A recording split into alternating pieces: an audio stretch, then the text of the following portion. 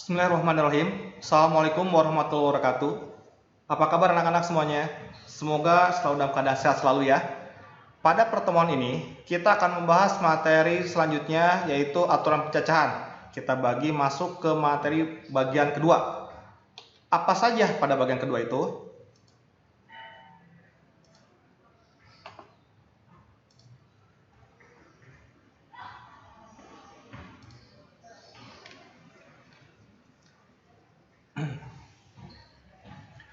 Yang pertama, Bapak mengingatkan kembali ya, yaitu kompetensi dasar yang harus dimiliki oleh kalian. 1. Menganalisis aturan pencacahan terdiri dari aturan penjumlahan, aturan perkalian, permutasi, dan kombinasi melalui masalah kontekstual. Yang kedua, menyelesaikan masalah kontekstual yang berkaitan dengan aturan pencacahan terdiri dari aturan penjumlahan, aturan perkalian, permutasi, dan kombinasi. Adapun tujuan pembelajaran yang akan kita capai pada pertemuan ini adalah yang pertama, peserta didik diharapkan dapat mengkonstruksi penyelesaian masalah yang berkaitan dengan aturan penjumlahan dan perkalian. Yang kedua, peserta didik diharapkan dapat memprediksi penyelesaian masalah yang berkaitan dengan aturan penjumlahan dan perkalian. Yang ketiga, peserta didik dapat menentukan penyelesaian masalah kontekstual yang berkaitan dengan aturan penjumlahan dan perkalian. Nah, seperti yang kita pernah bahas pada pertemuan sebelumnya, bahwa aturan pencacahan terdiri dari 4 subbab materi. Yang pertama adalah aturan penjumlahan, kedua aturan perkalian, yang ketiga permutasi, dan keempat adalah kombinasi. Pada pertemuan pada bagian kedua ini, kita akan membahas tentang aturan perkalian lanjutnya. Apa sajakah itu? Yuk, kita mari belajar. Siap-siap untuk belajar, siapkan semangat, dan siapkan energi kita untuk pembelajaran yang lebih baik lagi. Sekilas info, aturan pencacahan ini banyak ditemukan dalam kehidupan sehari-hari. Pada kesempatan ini, kita, Bapak, dan kalian akan membahas aturan penjumlahan dan aturan perkalian terlebih dahulu. Pada segmen ini, kita akan fokus ke aturan perkalian, karena aturan penjumlahan sudah kita pelajari di bagian pertama. Nah, ini ya. Yuk, kita lanjut. Yang pertama, sebelum kita masuk ke aturan perkalian lebih lanjut, kita akan membahas tentang aturan faktorial. Faktorial, apakah itu? Menurut definisi, jika n adalah bilangan asli, masih ingat kan? Mulai dari angka 1, 2, 3, dan seterusnya.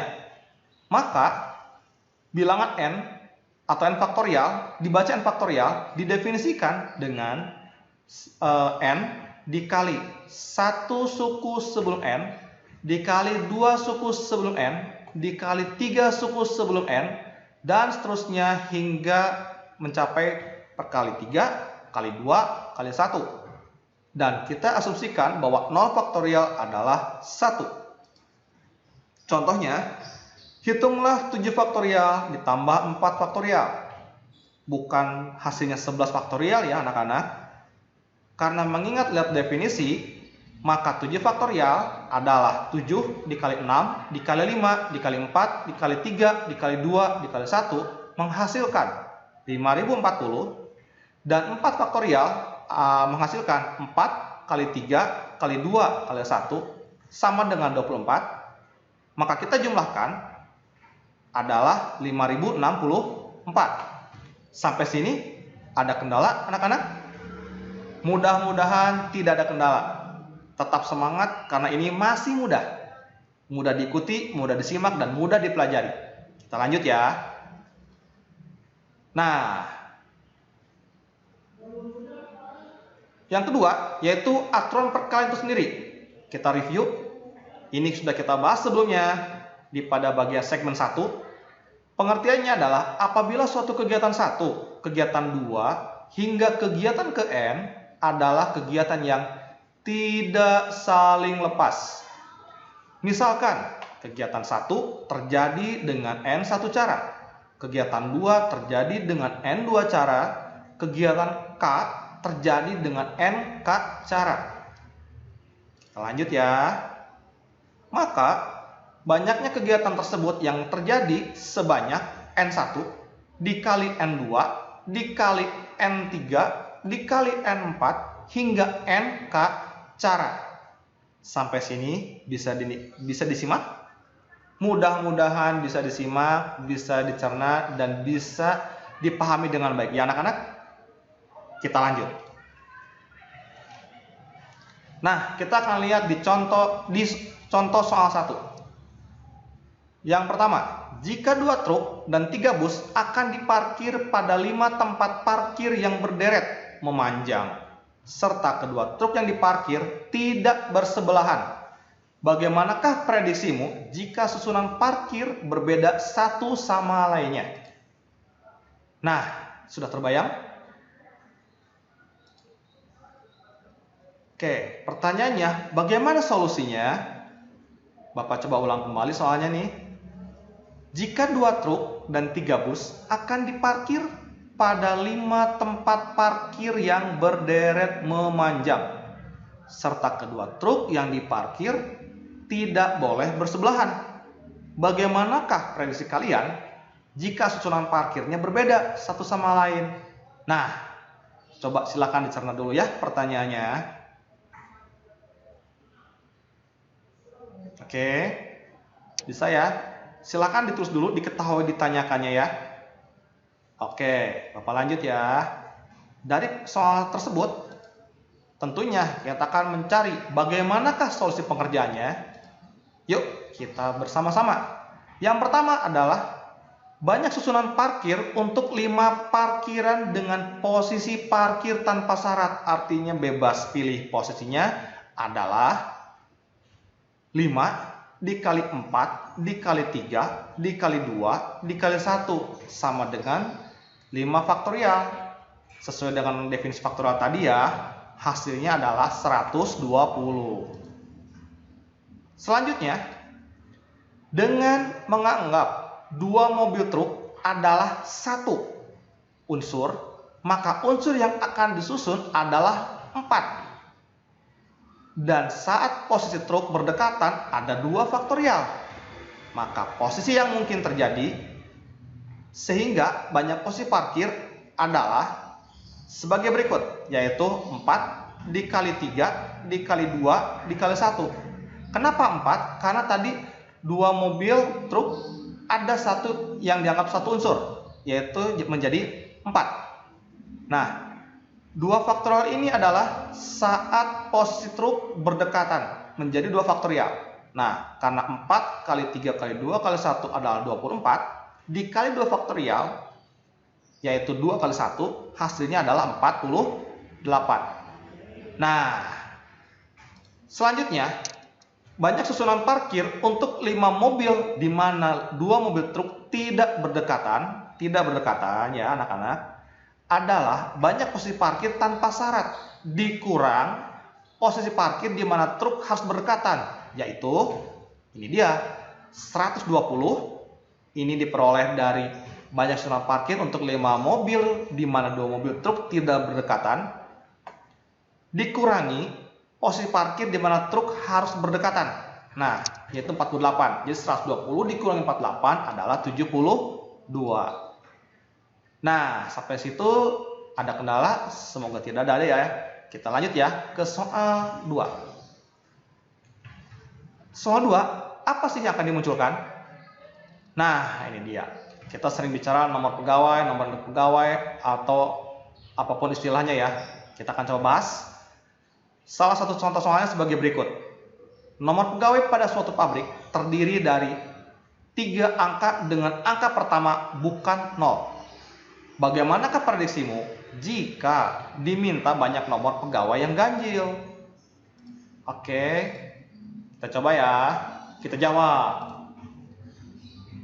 Berdasarkan soal, kita buat konsep terlebih dahulu ya, bahwa nomor pegawai pada suatu pabrik terdiri atas 3 angka dengan angka pertama bukan 0, atau di sini diasumsikan tidak boleh 0. Yang akan disusun dari angka 0, 1, 2, sampai dengan 9. Nah, kita coba ya. Angka ratusan. Kenapa angka ratusan, puluhan, dan satuan muncul? Karena di sini terdiri atas 3 angka. 3 angka berarti ada angka ratusan, angka puluhan, angka satuan. Angka ratusan ada sebanyak 9. Kenapa? Dari angka 0 sampai 9 tidak boleh ada angka 0 di depannya. Karena kalau ada angka 0 di depan, maka menjadi bilangan puluhan. Berarti karena angka 0 tidak boleh ada di angka awal, maka yang angka boleh dihitung dari angka 1 hingga 9. Makanya angkanya ada 9 buah. Angka puluhan itu sebanyak 10. Kenapa? Karena bisa dimulai dari angka 0 hingga 9. Dari angka 0 hingga 9 sebanyak 10 bilangan. Dan angka satuan sebanyak 5. Kenapa 5? Karena angka yang dimunculkan adalah angka 1, 3, 5, 7, 9. Kenapa? Karena yang diminta adalah banyaknya angka ganjil. Nah, setelah dapat angka-angka ini, bagaimana penyelesaiannya, Pak? Yuk, kita coba. Dengan aturan perkalian, jelas dong, dikali. Gimana perkaliannya? Kita lihat. Prediksi banyaknya nomor pegawai ganjil adalah 9 untuk ratusan, puluhan untuk 10, dan satuan sebanyak 5. Hasilnya 9 kali 10 kali 5, yaitu 450 buah. Nah, kita coba di soal ketiga. Soal ketiga apa sih yang akan dimunculkan? Andi dan Budi pergi menonton konser musik di suatu stadion yang mempunyai 8 pintu atau 8 gate. Mereka masuk dari pintu yang sama, tetapi keluar dari pintu yang berbeda. Menurut prediksi kalian, bagaimana atau berapa cara yang dapat mereka lakukan? Oke, kita coba ya. Yuk, kita jawab. Sudah terbayang bagaimana cara mengerjakannya? Ya, Bapak coba bantu ya. Yuk, kita kerjakan secara bersama-sama. Yang pertama, terdapat 8 pilihan untuk yang memilih pintu keluar pertama dan 7 pilihan untuk orang yang memilih belakangan. Maksudnya apa? Ini dia, 8, 7. Kita lihat di sini maksudnya apa. 8 ini adalah 8 cara untuk pintu masuk. Angka 8 ini adalah banyaknya cara pintu keluar yang ditempuh oleh Andi. Dan 7 ini diperoleh dari banyaknya cara pintu keluar oleh Budi. Pak, kenapa Andi sama Budi pintu keluarnya berbeda? Karena dimintanya soalnya berbeda pintu keluarnya. Pintu masuknya sama, pintu keluarnya mereka berbeda. Nah, ini dia keterangannya. Pintu masuk bersama-sama ada 8 cara. Pintu keluar Andi ada 8 dan pintu keluar Budi ada 7. Sehingga banyaknya kemungkinan cara yang Andi dan Budi lakukan untuk keluar dari pintu tersebut sebanyak 8 dikali 8 dikali 7 sama dengan 448 cara. Nah, sampai sini bisa dipahami, bisa diikuti, bisa dikerjakan kan? Nah, tetap semangat. Memang untuk awal-awal selalu pusing karena ini soal baru untuk kita, untuk kalian. Tapi kalau kita menyimak kata-kata kuncinya dan kalian tetap tidak putus asa, insya Allah pasti bisa mengerjakannya. Kita coba lanjut ya. Nah, berikutnya soal yang keempat. Soal keempat itu bagaimana? Kita lihat ya bentuk soalnya seperti apa. Dalam pemeriksaan pengurus Karang Taruna, tentu udah tahu ya, Karang Taruna adalah organisasi yang ada di sekitar masyarakat dan sekitar rumah kita. Tentunya akan dipilih ketua, sekretaris, dan bendahara dari 10 orang. Menurut prediksi kalian, berapa cara menyusun kepengurusan yang mungkin terjadi? Nah, silakan disimak dulu soalnya. Dalam pemilihan pengurus Karang Taruna akan dipilih ketua, ada sekretaris, dan bendahara. Berarti ada 3 jabatan loh dari 10 orang kandidat. Nah, pertanyaannya, cara susunan kepengurusan yang mungkin terjadi. Bapak coba ya, kita bareng-bareng yuk mengerjakannya. Nah, ini dia, kita coba jawab ya. Yang diketahui akan dipilih 3 pengurus. Ada ketua, sekretaris, bendahara. Logikanya, karena di dalam kepengurusan organisasi tidak boleh, dan tidak boleh ada rangkap jabatan. Maka beberapa kemungkinan yang dapat terjadi adalah sebagai berikut. Angka 10 muncul, 9, 8. Dapat dari mana nih Pak? Ini dia. Ketua, kemungkinan besar 10 cara, mengingat orangnya ada 10. Sekretaris, jabatan setelah ketua, sebanyak 9. Kenapa? Karena orang yang sudah terpilih jadi ketua tidak boleh menjabat di sekretaris. Artinya, berkurang 1 untuk jabatan berikutnya. Ya, ketua ada 10 cara. Karena ketua salah satu sudah terpilih, maka tinggal sisa 9. Bagaimana untuk bendahara Pak? Karena di ketua dan sekretaris sudah terpilih, pasti sisanya sebanyak 8 orang. Nah, berapakah prediksi pengurusan Karang Taruna tersebut? Yuk kita prediksi. Dari angka-angka ini kita munculkan angka 10, 9, 8. Ini pun sama 10, 9, 8. Mengingat tidak boleh ada rangkap jabatan, yuk kita kalikan hasilnya. Nah, ini dia. 10 dikali 9 dikali 8. Hasilnya 720 buah. Sampai sini ada kendala? Silahkan dibaca dulu, silahkan dipahami dulu, silahkan dianalisis dulu. Insya Allah tidak ada masalah, tidak ada kesulitan. Dan ingat kata kuncinya, di sini ada kepengurusan organisasi tidak boleh ada rangkap jabatan. Artinya orang yang sudah terpilih di jabatan sebelumnya tidak boleh mengikuti atau mendapatkan jawaban selanjutnya. Bisa dipahami ya? Oke, yuk kita lanjut lagi. Oh, ternyata sudah selesai, anak-anak. Pada pertemuan ini dicukupkan dulu. Semoga apa yang kita pelajari dapat berkah, bermanfaat, dan berfaedah di masa yang akan datang. Terima kasih. Oh iya, Bapak lupa. Ada quotes dari Bapak. Belajar adalah proses. Hasil diperoleh dari proses. Hasil yang baik berasal dari proses yang baik pula. Itu dia. Semangat. Terima kasih Bapak ucapkan. Wassalamualaikum warahmatullahi wabarakatuh.